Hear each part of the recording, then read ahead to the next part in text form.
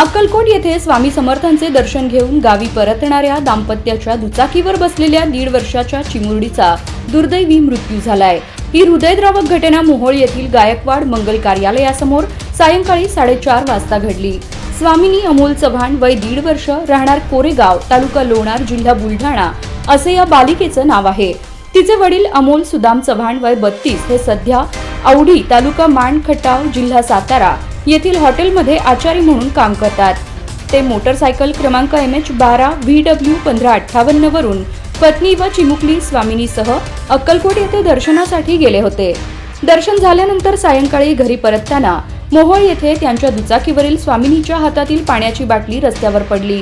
ती पकडण्याच्या प्रयत्नात दुचाकीचा तोल जाऊन स्वामिनी रस्त्यावर कोसळली।